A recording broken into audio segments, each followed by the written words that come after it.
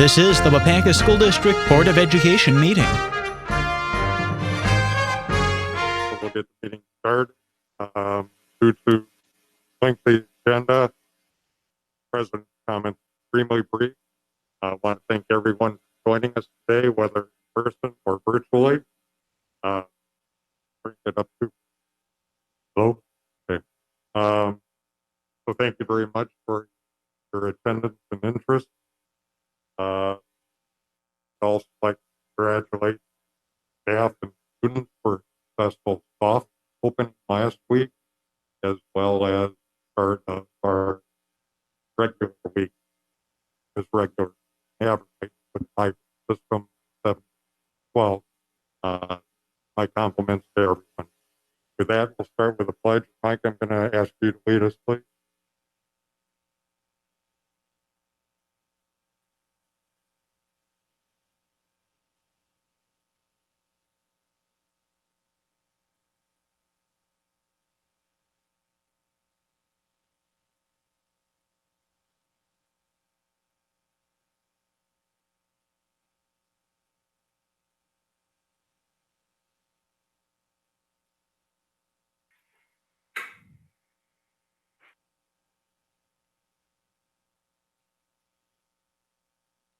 With that, we will move on to calling the meeting to order.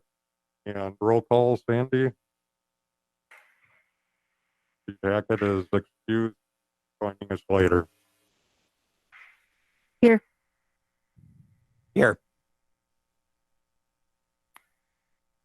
Mark is online.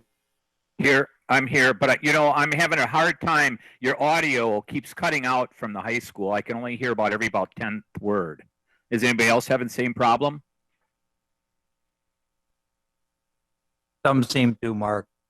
Hold the microphone as close to your mask as you could, Mr. Johnson. That should help.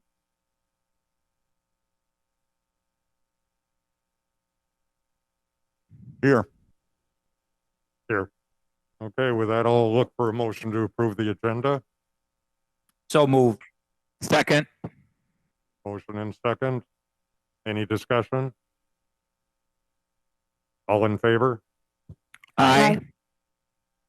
Opposed? Motion carries. For those that are here in person, we always have a little delay before I call the motion as having carried, just due to the lag on the internet at times with virtual attendees. With that, we'll move on to public comment. Is there anyone that wishes to address the board?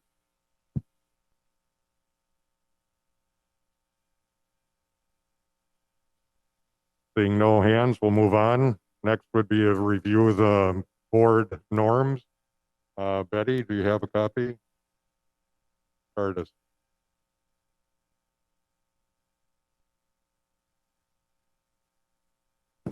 Number 1, be prepared, stay informed, listen to others, and be open to differing opinions and perspectives. Be inquisitive, reflective, and respectful, checking our biases and agendas at the door. We will thoughtfully and objectively discuss the facts of the situation and not personalize issues or policies. Mark, do you have that on your screen? Take number 2. I do.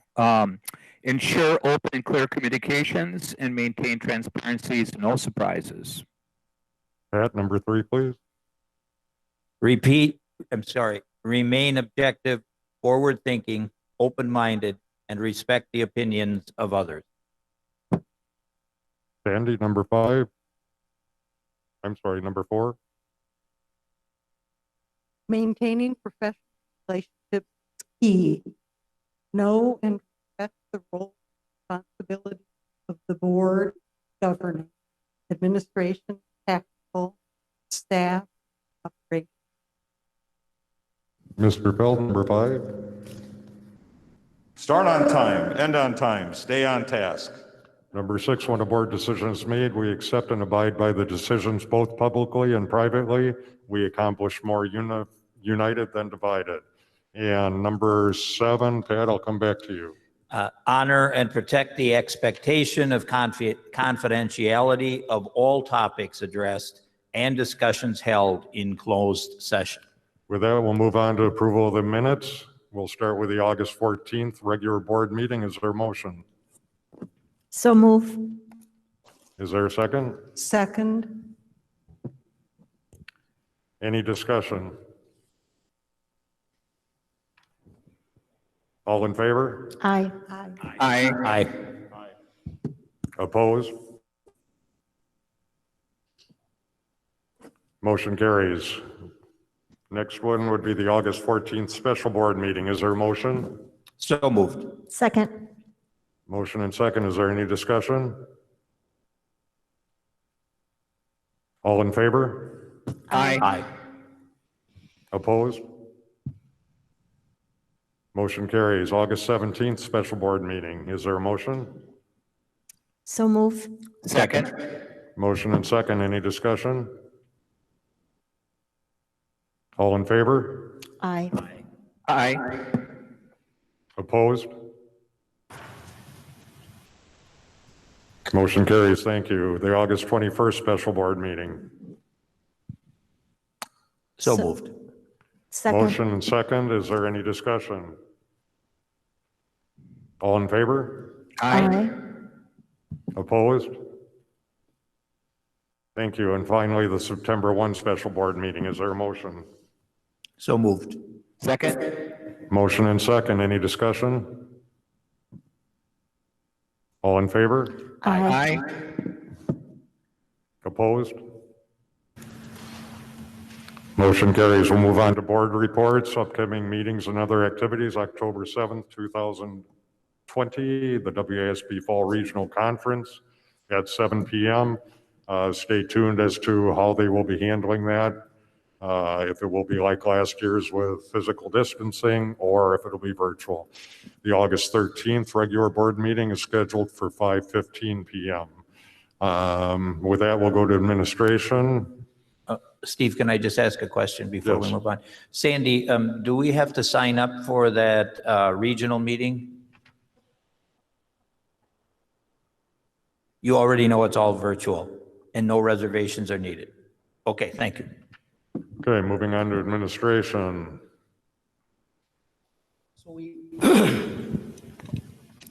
We have a quick little summary of the start of the Learning 2021 as an update for you. I know you've, as a board, have received a lot of information over the last several months, and you know that learning in 2021 will look different this year. Even our in-person learning is not school as usual. As you know, our priorities are on safely providing as much in-person learning as possible.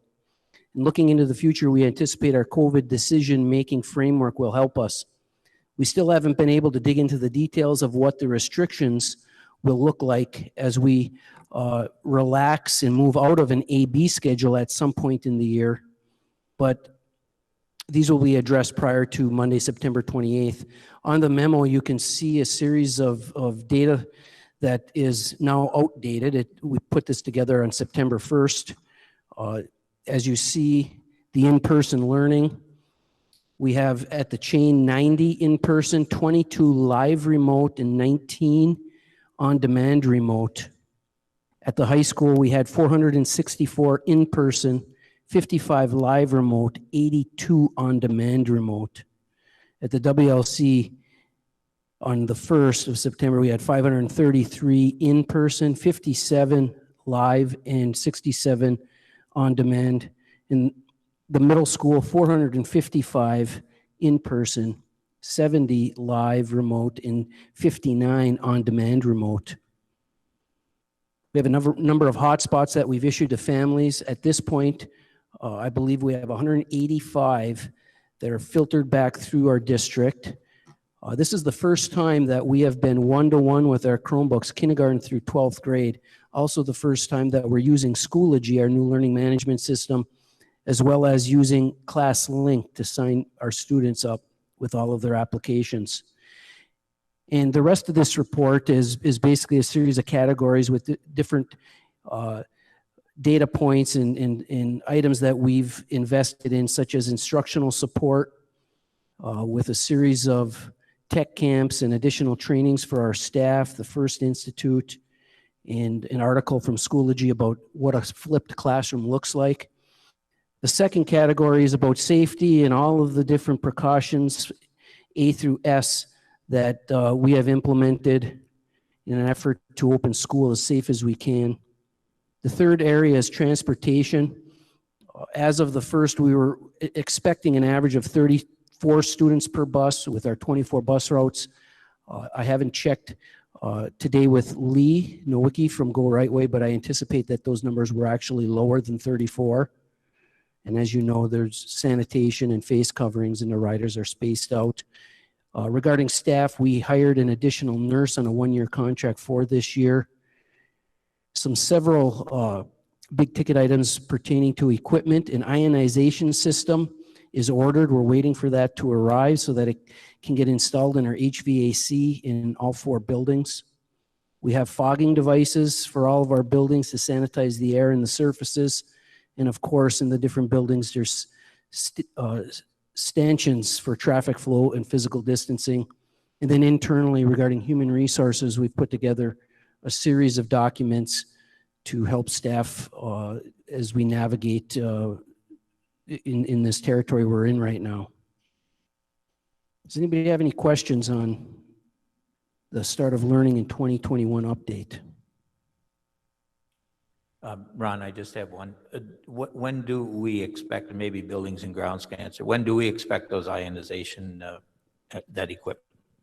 Well, I was hoping by this week or next week, and I haven't checked with the building and grounds to determine where they're at, but I know the day after the board approved it, they were ordered. We were hoping to get them installed here soon. When they do arrive, will it take much to install them? I mean, time-wise? I think they told us a week. Like a week after they arrive? That's what, if I remember correctly, Pat, that's what they said. Okay. For all the buildings?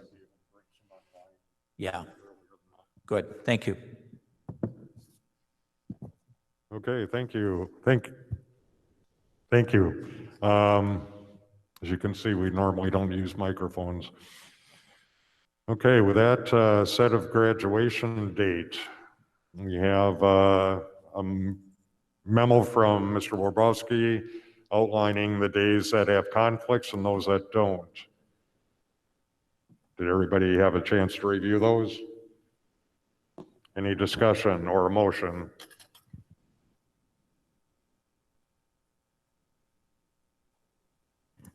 I would move approval of the 2021 graduation date for Sunday, June 6th at 2 p.m. as recommended by administration. Is there a motion? Is there a second to that motion? Second by Mr. Felt. Okay, any discussion?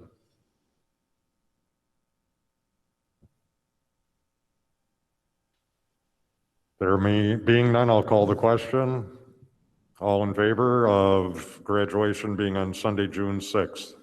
Aye. Signify with an aye. Opposed? Motion carries, and I think that's the quickest we've set a graduation date since I've been on the board, so congratulations to everyone. Okay, next item on the agenda is the Wapaca County COVID-19 Decision Framework. Mr. Sari? We are thankful that we have this. We wish we would have had it before August 25th when it was introduced and updated then on August 28th. But this is something created by our county health official. It's also part of that collaboration with district superintendents across our Wapaca County. There's 7 districts in our county. And the goal is to be as consistent as we possibly can, even though there are differences between some of our schools and how we're addressing our opening and our staying open. When you look at this diagram, and this is the first time it's been shown public, the board is seeing this. I don't know, you may have seen this before, but this is the first time that we're really getting into it. So if you look across the top, you'll see in the far right-hand corner, the column says more than 225. And then those would be the number of positive cases over a 14-day cohort. So over the last 14 days, how many positive COVID cases took place? That if it gets to 225 or more, that they would be overloaded and they would not be able to do the contact tracing, and the hospitals would not be able to support the community, our communities in our county. And then you can see the different categories as you go down. It's just different amounts of positives as you go to the left side of the screen. And then when you look at the far left, you can see the rows, and that's the number of students and staff that are positive over the last 14-day cohort. So it's the same 14 days, but then we count how many students in our district and how many staff in our district tested positive. Every district is going to be a little different. You can see it's a percentage. In that first gray column, or first gray row, it says less than 0.5%. So that's 0.5% of our population for the school district of Wapaca's cohort. And right below this chart in black, you can see it says the school district of Wapaca has 2,118 students and 330 employees for a grand total of 2,448 people. And in that first row, less than 0.5% would be 0 to 12 people that would have tested positive in the last 14 days.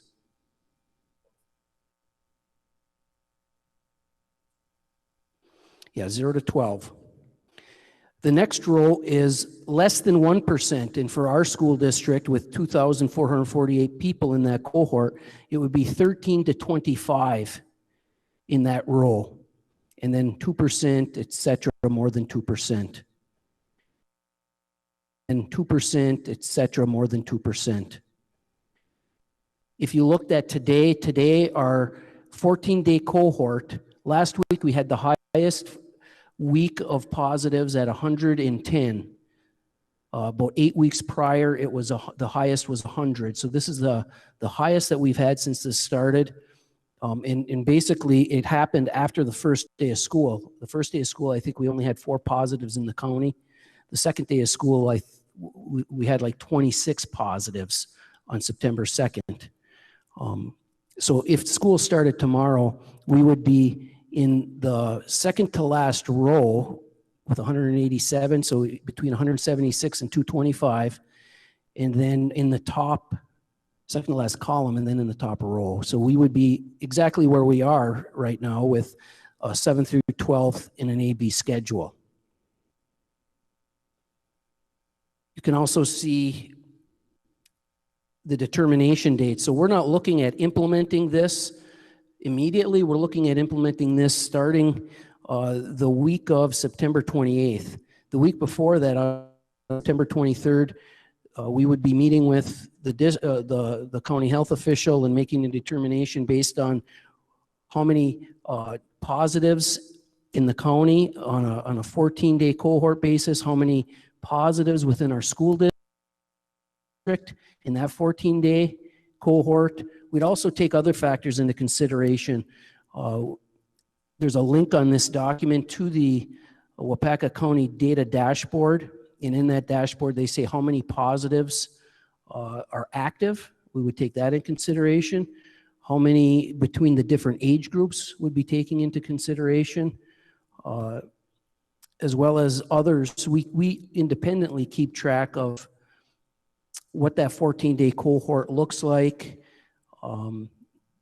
separate from the county, and all of those would be factored in. It wouldn't just be this one document, but this one document would help to guide us. So the purpose is to share this with our board.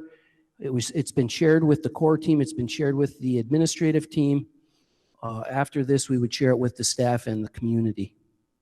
Are there any questions? I do have a question. Thank you. I'm wondering about the decision to wait until September 28th to make this, to implement this, instead of going with it right now. Well, I think when we started school back at the end of July, the county guided us and said that we think you need to start planning for an AB cohort. The numbers, if we would have implemented this on September 1, we would have been in in-person learning the first week. And it was our determination administratively that we should continue with the planning and all the work that our staff put into the AB cohort and just go with the more conservative approach and do the AB cohort for the first few weeks of school. Now, Sandy, I think if this spike that we experienced late last week, if that were to continue and get out of control, we would be meeting with the county health official, and I would assume that they would be giving us some guidance whether we go virtual or with the 7th through 12th grade, or we don't. So even though we say we're holding off before the implementation, if things start to get out of hand and the county can't control the number of cases that are taking place, we would act accordingly. Does that help? Yes, it does. Okay. Thank you. And do you have current numbers? It would be for the last 2 weeks, so the Yes, they're on that dashboard. okay. Every week is there. The week before last week, I think we had 71. I think the week before that it was 63. I think the week before that it was 80 some. That towards the end of July we had 100 days in one positive in 1 week, and after that we started to trend down, and I was becoming extremely optimistic. We have been trending down with the number of positives ever since, including on the first day of school, September 1st, when we had our special meeting last week. And after that is when things started to tank. And it's possible that it's starting to tank because Oshkosh in our region now is having daily free tests. So I think people are getting tested more than they did before, and that possibly is playing a role in it. If you look on the county dashboard, it's a really neat instrument. It also includes how many active cases exist in each school district and how many active cases exist in each municipality in our county. And when you compare us and you look at the school district of Wapaca, the last I checked, if I'm remembering correctly, we have 21 positives in our school district population. That's not staff and students, that's everybody. Grandmas and grandpas and people at the King Nursing Home, and a total of 21 positives currently that reside within our school district boundaries. Thank you, Mark. Mark's got it up here on the big screen.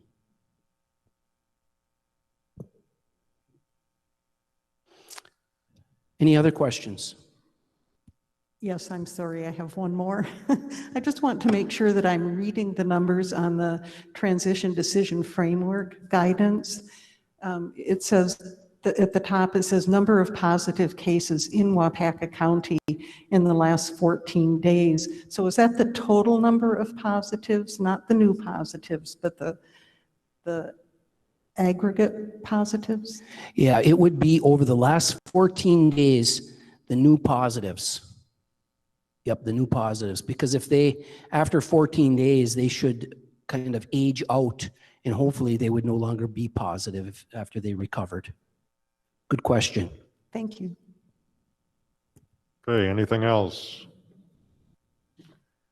I've asked Mr. Sari to keep the board posted on what the things are looking like. Obviously, he's got a lot on his plate, and we can certainly use this framework with our own information that we can get from the county as well.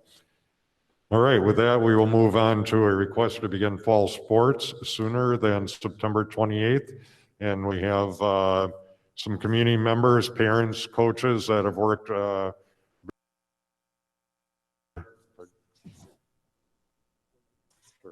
on developing the plan. With that, I'd like to give a little background first from Mr. Sari. Thank you.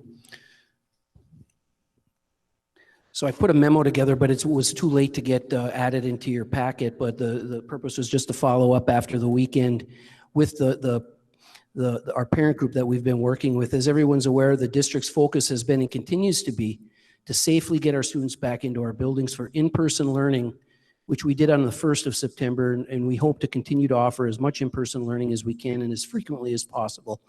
On the 21st of August, the board voted to push back the start of all after-school activities that can't occur remotely to Monday the 28th, with the evaluation to occur on the previous week to determine if the activities would begin on the 28th or not. At that time, on the 21st, or right after that meeting, Joe Cerbatoli, our athletic director, our activities director, contacted our conferences and notified them that we were delaying our after-school activities in the high school until at least September 28th. The conferences then ran to reschedule with other teams, and referees were canceled and shuffled around. Administration called that special board meeting we had last week on Tuesday, September 1st, because the parent group shared that they were having conversations with multiple board members regarding the administration's recommendation and subsequent board decision to delay the start of schools until no sooner than the 28th of September. Then at our special meeting last week, the board voted to direct administration to continue working with our parent group regarding the planning for opening our after-school activities sooner than the 28th. Since that time, our athletic director has been working diligently, tirelessly to get more games scheduled for our teams. For example, more than 3 remaining for our football that would end the football season. We had only 3 left after we had canceled. Wapaca would need to notify them by Thursday of last week. It was kind of like the absolute drop-dead deadline. And so administration told Joe that, yes, you should try to work to get those games scheduled, which he did, and which our athletic conference was happy to oblige and have us come back in and worked for several hours. I don't know how many hours, Joe, it took in phone calls for you late last week to get us back into the season and get our games rescheduled and get officials at those games and all of the other precautions or jobs that have to take place in order for a game to be put back into the schedule. So we're very grateful for that. As we look at the Waupaca County dashboard, and this is a little bit of what I was saying before, we had 110 new positives last week compared to the 72 the week before. And this is the highest since back in July 19th, the week of July 19th through the 25th when we had 100.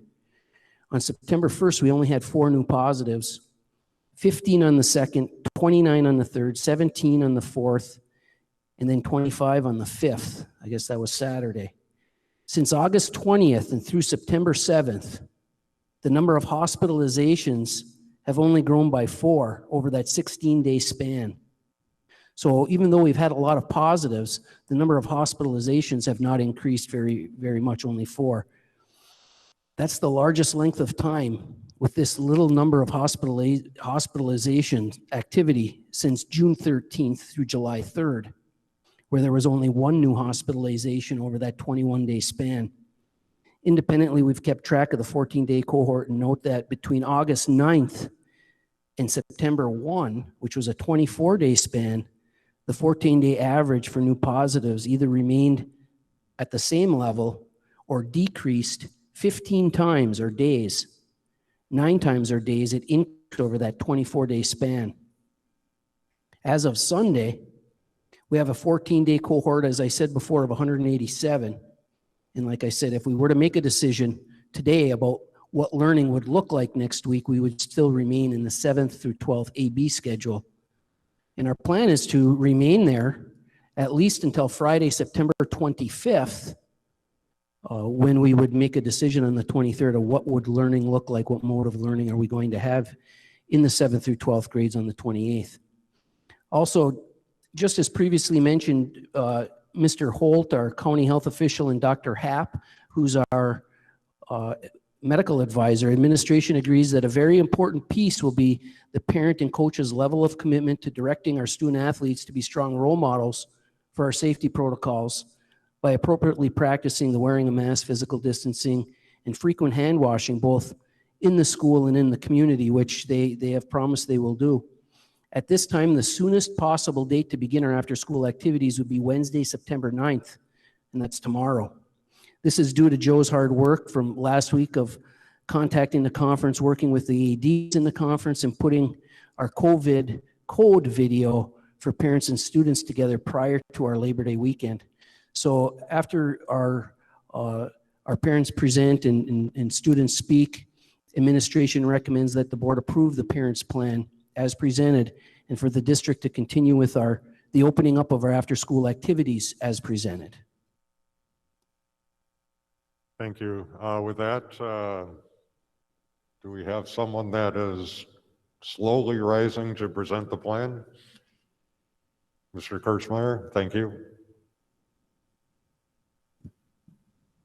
And if you let him run through the highlights of the plan before we ask any questions, it would be appreciated.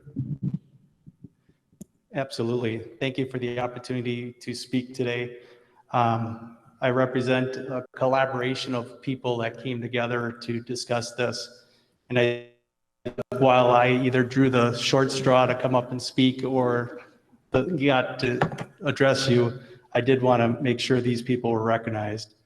The parents group, the idea with the parents group was listen first and come up with solutions, because a lot of times people just want to complain.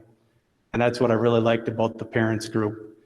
The parents group that has put this plan together is Thad and Amy Markham, Rob Johnson, Mike and Emily Nikolai, Tony Monday, Rick Geary, Rick Patsky, Jay and Misty Kleiber, and Chris Gusmer. We also had a lot of other support. Again, this was a collaboration, and that was with Mr. Sari and Mr. Spatoli. They had a lot of guidance on these are the things the school needs, these are the things that we need as administrators. So it wouldn't have been possible without them. And then lastly, we had a lot of conversations with the board members. You guys gave us great feedback of what are your concerns? What are you worried about? What made you look at the 28th, and what would we need to do to change that idea? So without that, this plan wouldn't be what it is today. So that's the group. Going on to the second slide, what our recommendation is kind of what Mr. Sari said, to start fall sports at Wapaca High School September 9th. And the plan will address the following areas: WIA guidelines, parent leadership, athlete and coach support, and then the venue support. In the interest of time, we're not going to read the 23-page WIA guidelines for this. They are quite lengthy and quite extensive, and we think they do a great job of helping support what we're talking about. The parents totally agrees. This is the right way to do it, is to follow the guidelines that the rest of the state is following with this. And one of the things just to kind of mention with this is the plan does ask each program to have a COVID coach that can help work with administration. What does this COVID coach do? Oversees temperature checks, records all the individuals that are at practice, games, and team activities. So if there happens to be having to do contact tracing, you can do that. And then we'll report any positive tests to the athletic director and work with the school officials to determine which individuals in close contact with that person. So that person would be working directly with administration in helping if something would happen. We feel that the parents group, it's one of the things with the parents group is we need to know and understand the guidelines and understand what's been asked from the WIAA, as well as what they're doing with the students. So you can see that as the first thing from a parents leadership opportunity, is that the parents understand the guidelines, and that's out on the WIAA site if people haven't had a chance to read those. The other thing we talk about in the parents part of the leadership initiatives is the opportunity for the parents to make sure that they're doing temperature checks. Do not send your kid to school if they have 100.4 fever. Don't send them to practice. Don't send them to games. And that could be helpful in this process too. Parents, we want them to also monitor their child and teammates' social distancing and adhering to the mask ordinance outside of school. That can be helpful because a lot of times the parents are seeing these kids outside of the day. Report any concerns to the coaches and school administration. I think the parents understand that if things go bad or aren't going well, that could mean something different than if we can and stay in school and we can take the right steps and we can follow the guidelines, we can participate at a good pace and have games. Making sure the fans adhere to this. Obviously, you have the venue people support, but sometimes when the fans stand up and say, this is what we're doing here, it helps along the way. And then on the road, making sure we follow those same guidelines of whatever venue has at their place. And the last thing is getting the paperwork in. I know the athletic department has been doing a lot of updating and extra videos and things like that. Our job as parents is to make sure our kids are getting all that stuff in and parents are getting all that in a timely fashion so we can participate. Getting to the next slide, student athlete leadership. What does this look like? We're encouraging our students our student athletes to lead the students during the school to help follow the school rules and the COVID policies and procedures. Follow, obviously, the WIA guidelines at practice and games. Hold their teammates accountable outside of the school to reduce the risk activities. Support COVID coach in all risk reduction activities so they can be teaming up and discussing that with the COVID coach for each sport. Report any concerns to the school as well as the coaches. And team leaders can help support this during practices and even before the first practice. There's a lot of activities that have happened that they've been leading along the way. The next thing is what are the athletes and coach support? How do we look at this? We look at, from a sanitation standpoint, we got to meet the guidelines of what they're saying.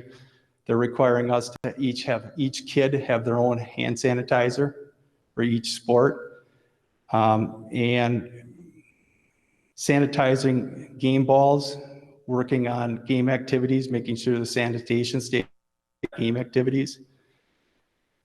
Thermometers, temperature checks. There was only one here at the high school, and the parents group has gone out and helped take care of getting additional digital thermometers.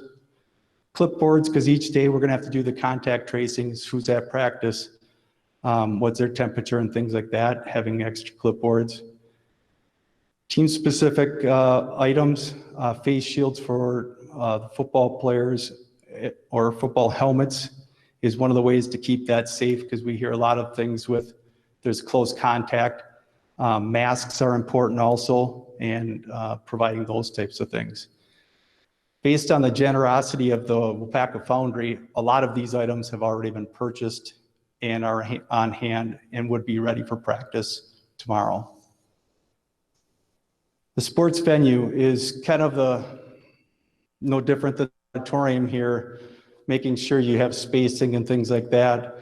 When we look at what's possible for our venues, sanitation stations are important on indoor or outdoor facilities. Additional masks, obviously, when you're playing or participating in sports, if your mask breaks, you got to have extra ones of those. Having those available if that happens for a fan or somebody attending the game. Setting up, we created some flyers that we're going to get laminated for the school that they can put inside and outside that explains face masks required, hand washing frequently and using hand sanitizer, and physical distancing remaining 6 feet of separation. So these are things that we're also looking at providing for the school during this process. Spectators, mandating spectators' usage of at the events of masks. The league, both leagues that we're in, has mandated that only 2 tickets per athlete would be allowed at activities to keep the crowds down, and we support this. I know it's hard. I know there's a lot of people that have grandparents and other things coming, but this is the way it is, and we understand that. So each player would only have 2 tickets to the event, whether it's inside or outside.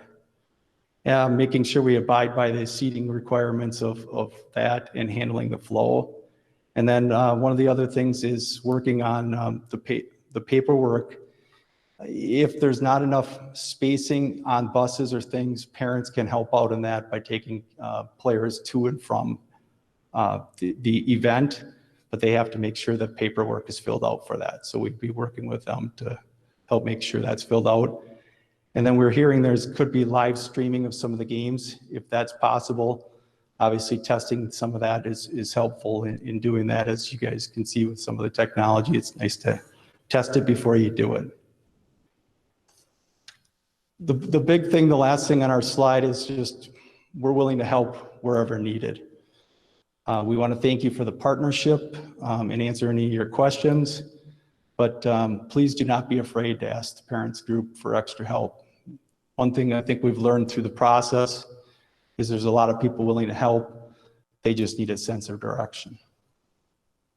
Are there any questions? Sandy? Yes, of course there are.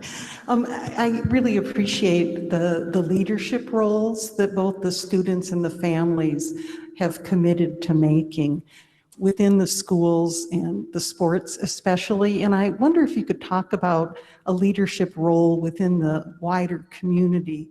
I'm sure you're as concerned as anyone about the spike that we're seeing in the numbers, that we'll keep a close eye on that. And do you have any thoughts about community outreach as well? Obviously, we could take a look at that and help in any way, shape, or form. I think that's one of the things the group is talking about. Anything we can do to help demonstrate that, yeah, you do need to wear a face mask. Yes, social distance is important.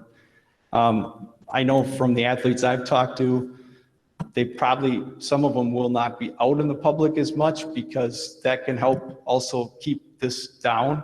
So if you're at home more, so we don't have some of that, that can help in the process. But obviously when they're out, I would think we would try to promote them to do the same types of things. Do the things that we're requiring at school, doing those things that are required in the community. Thank you. I've got a question.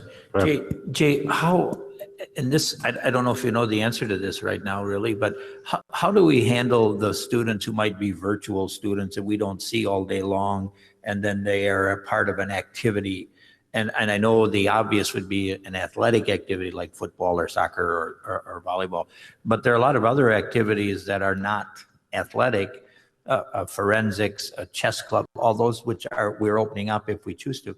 How are we going to keep track of those folks? Yeah, that's a great question. I think each club, each organization, each extracurricular activity is going to have to do kind of like our COVID coach. Who's here today? Now, do you need a temperature check? Some of those may or may not. That's, I guess, up to the board. But, we're willing to take those steps to help from an athletic standpoint. But I would think, I think the hardest thing will be transportation. I know we've had, obviously, if you're virtual, you're going to have to get back to school for some of those things. And we're going to have to see if we can't team up and help people with that. I know we had a number of parents step up and say if needed, they would definitely help in that process. Well, I just want to follow up what Sandy said in remarks. I think what the parents, and there isn't a person in this room tonight that I would ever worry about not following procedure. But I think Sandy's concern, as all of our board, is we can't do it, and I'm talking about everybody here tonight, we can't do it by ourselves. We all need to talk to our friends, our fellow students, our neighbors, our relatives, whatever, and say, hey, if we want to do what we're hoping to do, we all got to pitch in here. It's just, we've gone about as far as we can go, and you can go. Now we got to get that out to everybody, because there isn't a person on this stage who doesn't want to see activities for all of our students. And I think everybody in this room understands that. And we're more than happy to see as much parental involvement. And as Sandy said, to have our students become role models is absolutely terrific. So we're all willing to work together, but we got to go beyond this room. Absolutely. Any other questions? Pat just said a lot of what I was going to say. Nice job, Pat. But I would just like to commend the parent group. A lot of times when we have controversial issues or things that come to the board, it's not done how you have approached us, that you came together, we all came together collaboratively with the best interests of our students at heart to solve a problem. You know, I guess that's one thing that we've all learned from this COVID situation is there's an alternative to everything. You know, before it was, no, there's no alternative. Well, I think we've all discovered, yes, there are alternatives. So thank you, all of you, for that, and your financial support, your emotional support. And I think one of the best things that's coming out of this, as Pat said, is our leaders, our student leaders are going to rise to the top. And I think that's pretty awesome for young people to be able to be the role models, and not necessarily the oldest of our students. Normally it's, you know, the upperclassmen, but this gives an opportunity for all of our students, underclassmen and upperclassmen, to really lead the brigade. So thank you so much, and tell your students thank you for taking this on. This is a big undertaking, and thanks to Joe, thank you for all the work that you've done. We all keep our fingers crossed and say a prayer that it goes well. So thanks so much. Other questions, Sandy? I have one last thank you, and it is for recognizing that transportation might be an issue for some students, and trying to address that as well. Because to the extent that we can, this is meant to be an inclusive endeavor, and the more participation we can get, the better. So thank you for that. That's terrific. Just 1 second, Jay, if I could, do you have a student athlete representative that I can put on the spot? You bet. Don't all jump at once. Jay, can I, oh, you got one coming Yep. down? Okay. All right, because I received a letter from one of them that was outstanding. So I'll bring that up after this young person speaks.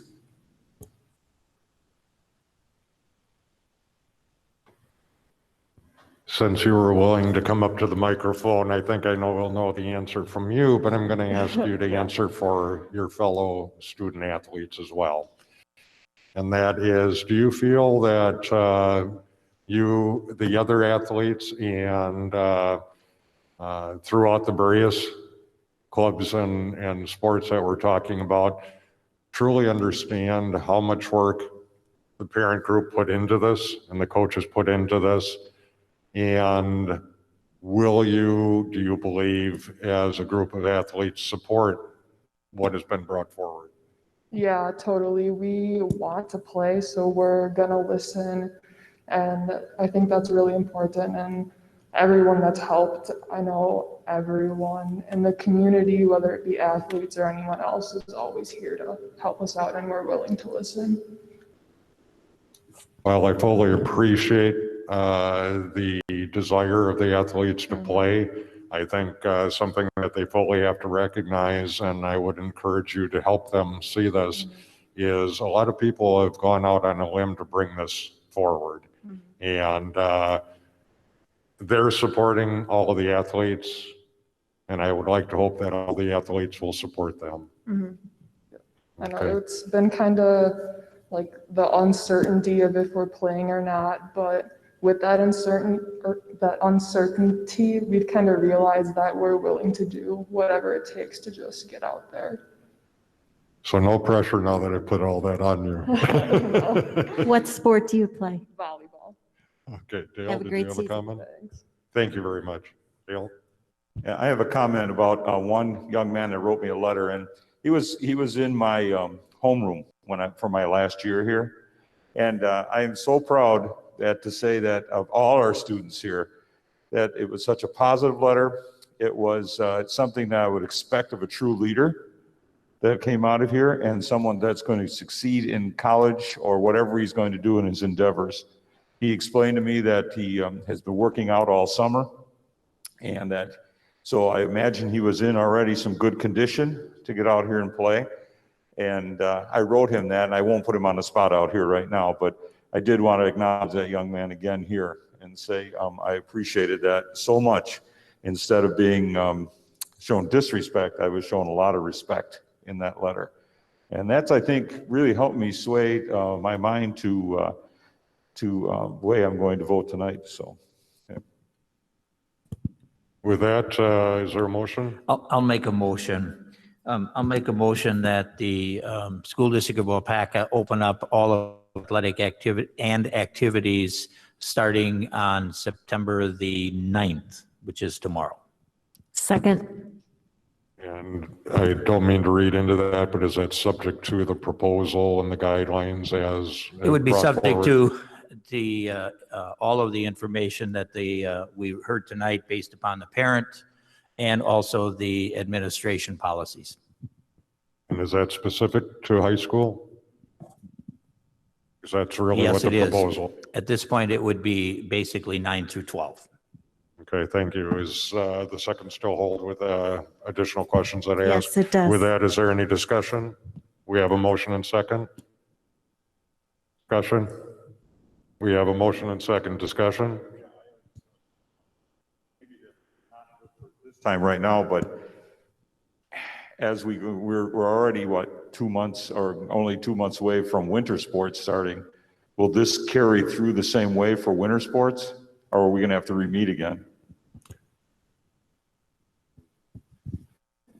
As part of the district administrator report coming up soon on this agenda, I'm going to address that with what Dr. Happ is pursuing with the University of Wisconsin-Madison. I'll mention some information about that. Thank you.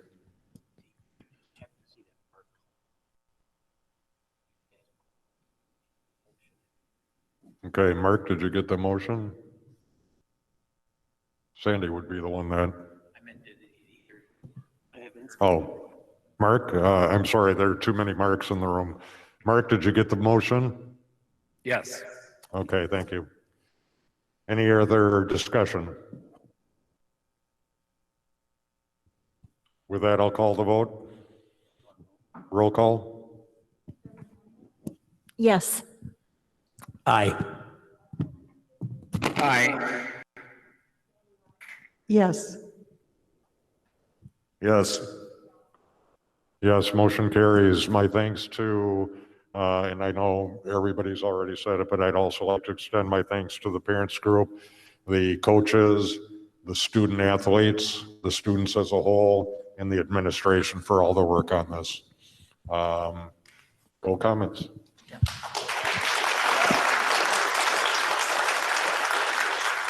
And we never feel bad if you want to leave at this point, because the rest of the meeting is just pro forma. However, if you really want to get the flavor of what, no, go ahead, I'm sorry. With that, as a few people mull around a little bit, we'll move on to communications and the district administrator's report. Thank you. As I mentioned last week, this is still the best start of the school year in my career. This is my 30th year in education, and just as last week, Tuesday was a great start, it continues to be a great start even through today.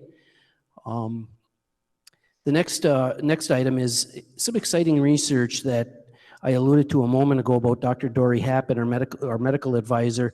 She has contacted the medical school at UW-Madison and has proposed a plan that has been accepted by 3 graduate students there to conduct a public health project to facilitate the safe return of winter athletics within our school district. So these students will work closely with our athletic director, myself, our nurses, and Dory to determine how sports and other activities will be safely played during the winter athletic season. This will include identifying which, if any, activities are of high risk for contraction and transmission of SARS-CoV-2 virus. The project will also require current literature reviews on how these activities are being done safely among athletes currently. There will be a need to identify how the public will be able to view these sports, whether it's live streaming or limited capacity within the facilities. Students will need to, not our students, this would be the college students, will need to research proper ventilation techniques to reduce transmission and work with our school district in general to learn what can be implemented locally. Students will need to research the WA guidelines for the return of fall sports and utilize those recommendations to help facilitate the return to our winter sports and activities.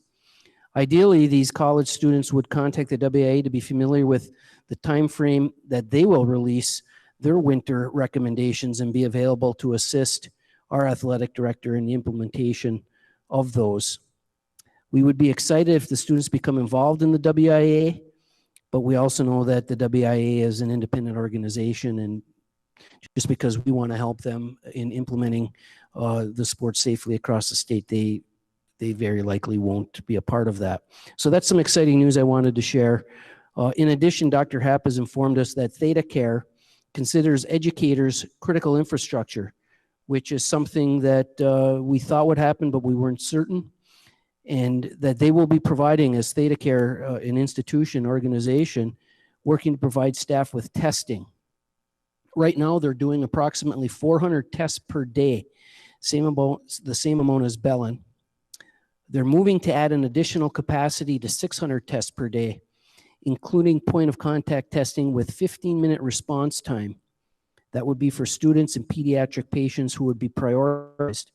Teachers have been added to Theta Care's algorithm for rapid testing. That means tests that come back with the results less than 24 hours, and they would be prioritized in our Theta Care patient care. Now, if one of our employees is not on our insurance and has a different insurance policy, they would have to go to their carrier to get those tests completed. Theta Care will direct teachers as critical infrastructure to follow up, so they'll be following up with them regarding the quarantine and returning to work. Students that are going to school will be prioritized for the testing.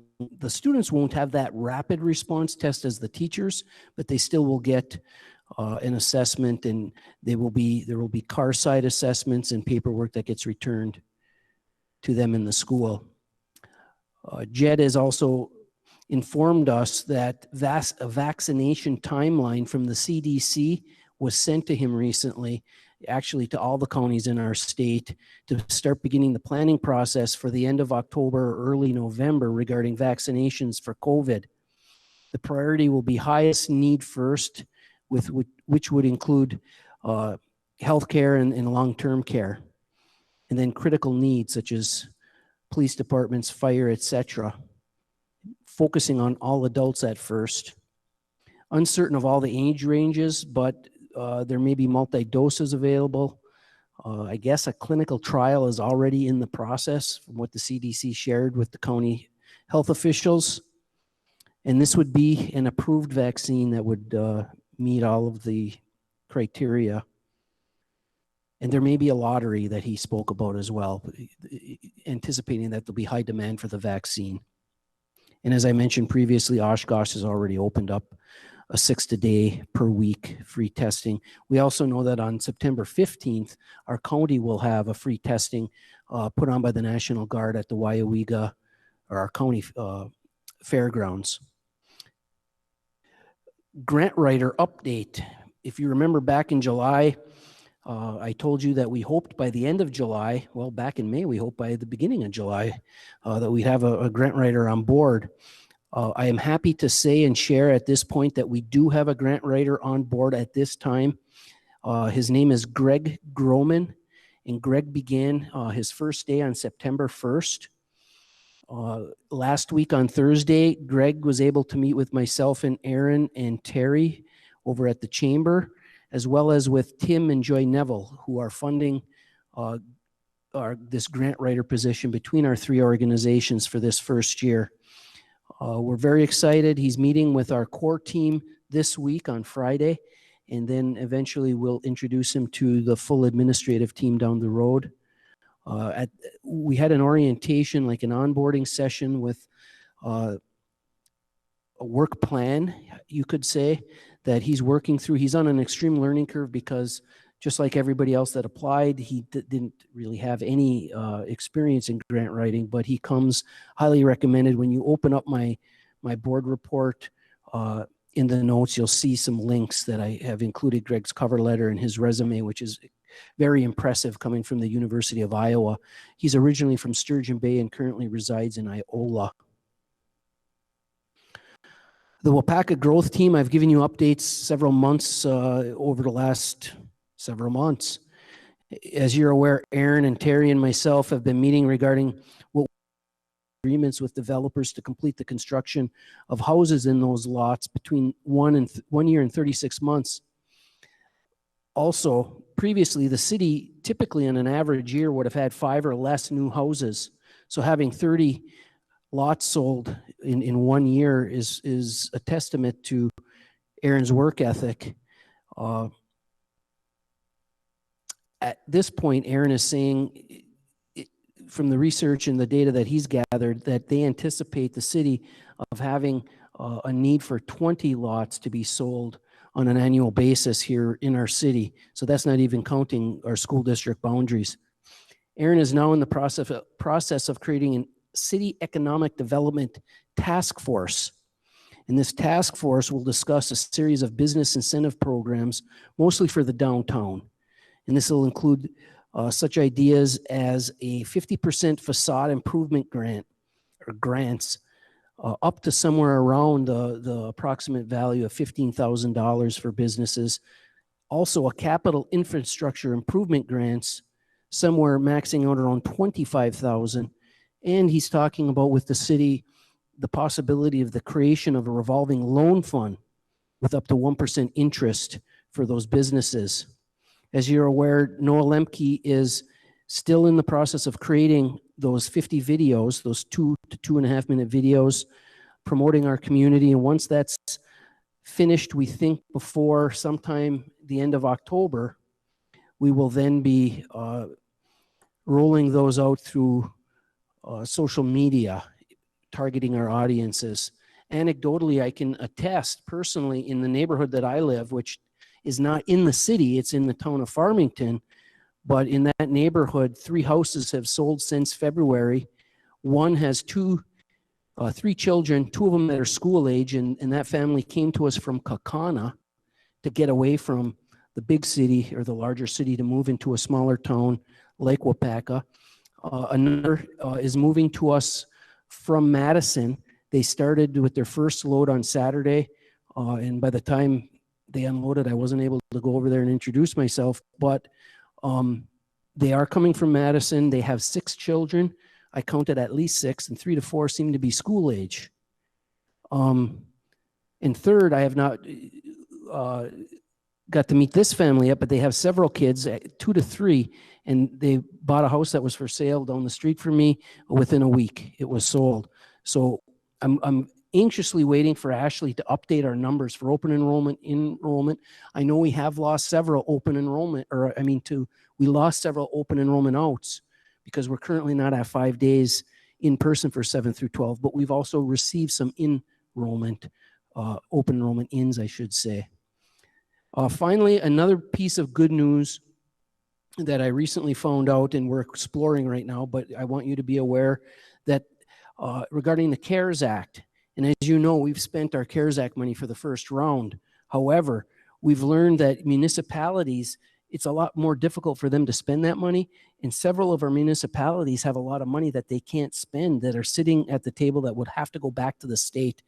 And they have that option, we've been told, to donate it to the local school districts.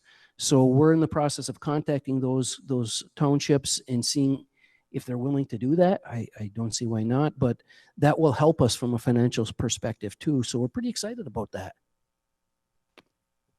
Thank you. Any questions? Betty?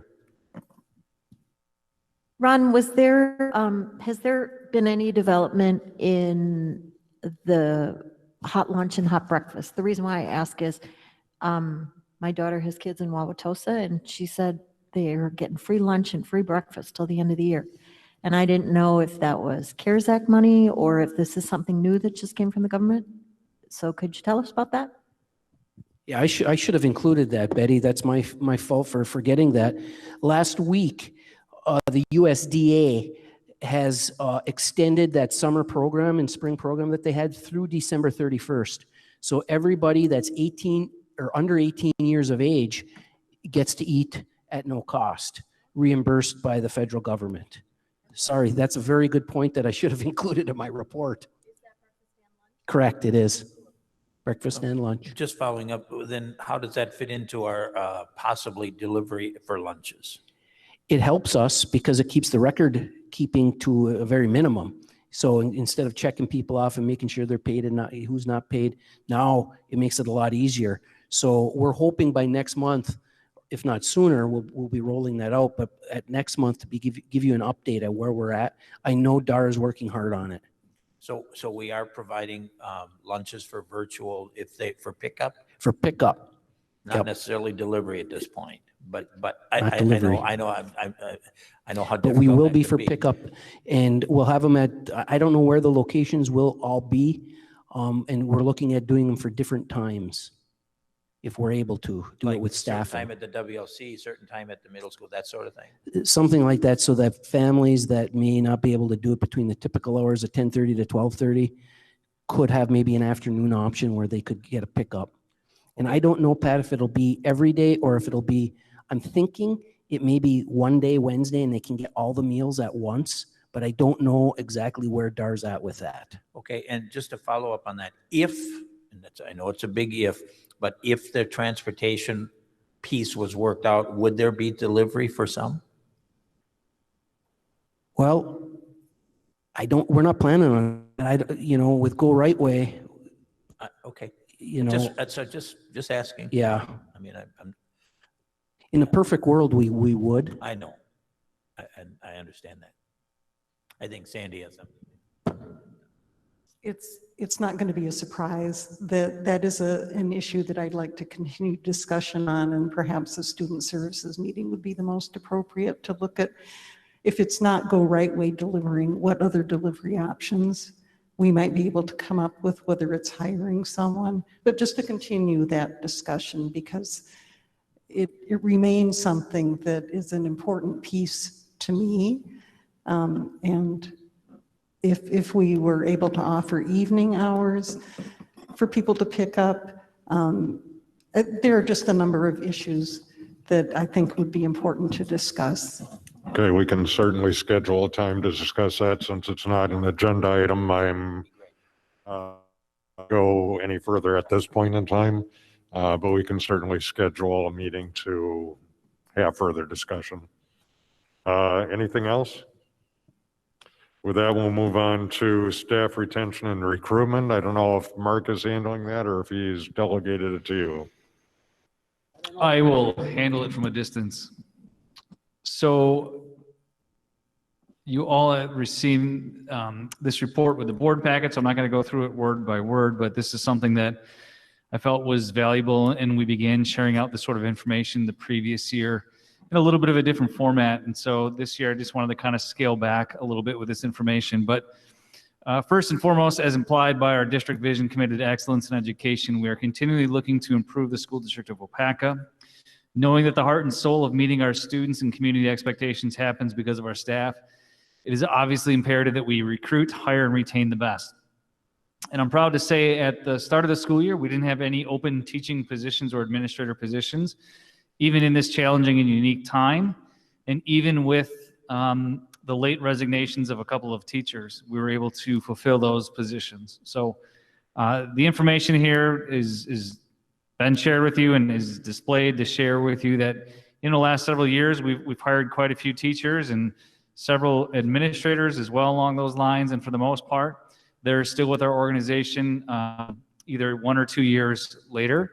And page 2 of this could just kind of outline some of the reasons I believe that we've been able to recruit and hire and retain some of the best that we have been able to. So this was not an action item, but just for information only. So is there any questions? Mark, could you scroll that down a little bit again, just for the numbers? And I'm just looking at, let's just for the sake of example, 2018-19, we hired 21 people in 17. So obviously 4 people moved on, and you highlighted where they went. Did you or any of the building principals conduct any exit interviews? Yep, we offered an anonymous Google survey for them as well. And part of that was a question if they wanted to sit down with their building administrator or district administrator or another administrator within the district to kind of go through their responses to that. None of them elected to meet face-to-face.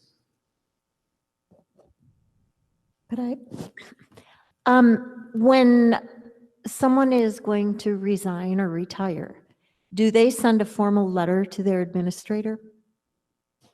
In a perfect world, yes. Because in the past, we used to get those instead of the formal resignation document that we've been getting. And I think it's always interesting as a board member to read those letters, their resignation letters. A lot of times they're thoughtful and they're insightful. And Right. I think it's nice as a board to be able to see those. So if I might request if that's the case, if they truly do write those letters, that we could see those. Just like we see the letters for employment when someone, sends their resume and their cover letter. It's always interesting to read those. Right, and I follow up on that. I mean, we're going to come up on the agenda here in the consent agenda with Ms. Hankey resigned, but there was nothing there in the documents to show what she personally wrote. In that case, and Mark, you could correct me if I'm wrong, but if I'm remembering it right, it was more of an email that we received. Most of the time, Betty, you're right. We did receive one in my time here that just wasn't appropriate with how some of the things that they said. And so we made a decision, we didn't want that to be a public document that everybody just would, if it was bashing an individual or a group of employees or something. So that's why we kind of moved to that format that we have. But we do have part of our exit plan, everybody that we want to do an exit interview with each of them. So in an ideal world, I would have an opportunity, the principal or supervisor, that the opportunity to meet with them and go through that. In the ideal world, in the less ideal, at least they could submit it on their own to us. And what we're looking at is basically our whole vision and mission is continuous improvement. And if we have an employee, it doesn't matter who he or she is or what they do, they may have some ideas that we could implement. And so we want to get that information from them. We want them to be as can, and just to help us get better. I agree 100%, Ron. I think that's really crucial. Not necessarily for each individual, but it's trends, right? Yep. If we have 3 or 4 people leaving and the commonality is money, or if the commonality is overworked, or I don't know what it might be, but it would be important for us to see the trend. If there aren't any trends, so be it, and everybody has the opportunity to do something else. But I think that's real important. We hope to have better data from these surveys in the future. And I don't know, Mark, how long have we been doing exit surveys? I know it's been going on before I was here. Last 2 years we've all 2 years? Right. Okay. The other part of that would be sometimes when people's letters of resignation, there's some pretty personal stuff too that's going on that I'm not sure that they're writing that with the intention to be shared publicly with the community.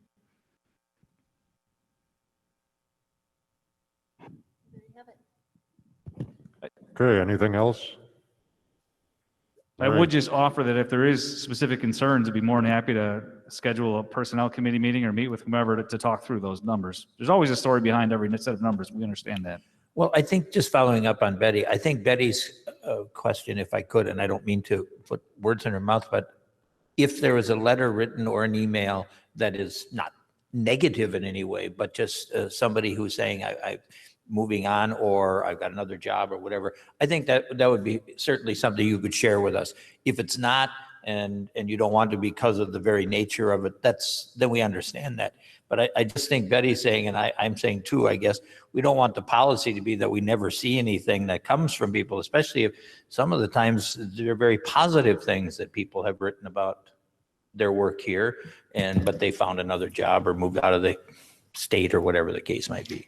It was also a good way for us to keep a pulse on, people that were leaving, and it was interesting to know, are they going to another district? Are they moving? Or, are they happy to retire or whatever? It was our way of kind of monitoring who was leaving and why. And I can say in all the years I've been on the board, there was never a letter that was negative. Maybe we weren't shown those, but, most of them wrote the letter knowing that it was going to go to the administration and the school board so that we could accept the resignation. And it was generally a nice letter and, kind of informative. And the reason why I'm bringing that up is because as I looked at our list of resignations for this month. I thought, whoa. And I wondered if some were COVID related or what the issue was, and thought, I was just curious as to why we had so many this month and what the story was. I think we can certainly have some additional conversation about parameters on what is or isn't shared, respecting people's confidentiality with regard to personal items that may be in some communications. So I think we can continue some discussion on that. Okay, anything else, Sandy? I'll just note that from time to time, the board actually does receive emails in particular from employees, often thank yous as well. So sometimes we do receive direct correspondence, but not often, I would say, as a group. I would suggest if someone specifically wants to say something, we'll hear it, but anyway, you're talking the more generic, I'm sure. So, okay, with that, we'll move on to consent agenda. Is there a motion? I would move approval of the consent agenda. Motion, is there a second? Motion and second, any discussion? Roll call? Yes. Aye. Yes. Yes. And before we adjourn, I'd like to thank, the camera really can't pick it up. I'd like to thank all the people that have chosen to stay until the end of the meeting. Can I just ask, Ron, are there any meetings coming up that haven't been posted that you're kind of anticipating? There is one on October 7th. Right. We're going to have that personnel, and it wasn't in our packet because the packet came out late after No, that. I received that one already. It was on there. There's two on the 7th. The 7th has the WSB one, but then we need a personnel committee meeting before the October meeting. Okay. So that's going to be at 11 o'clock, I believe. Is that right, Sandy? Yeah, she sent that out. I got it this afternoon. Okay. So, but other than that one, is there At anything some point, anticipated? we are going to have a policy committee meeting. I'm just waiting for Steve LaValle. I think we're at a point where we're ready. I just don't know when yet. I'm hoping I can get another week or so of school, and then we'll start working on that. Is there any anticipated meeting because of the, we talked today in terms of the health concerns on the 28th? Do you think that we're going to have to meet at any time between now and then? I hope not. Okay. But that would be If we subject do, to call. we'll call a special, like a Friday morning meeting like we've been, Okay. if we do. Okay. Just a question. Yeah.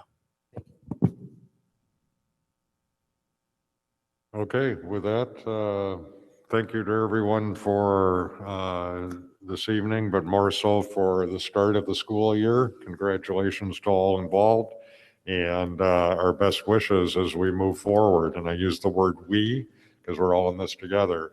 With that, I'll entertain a motion to adjourn. So moved. Motion Second. and second, all in favor? Aye. Aye. Opposed? Thank you, everyone. Have a great evening.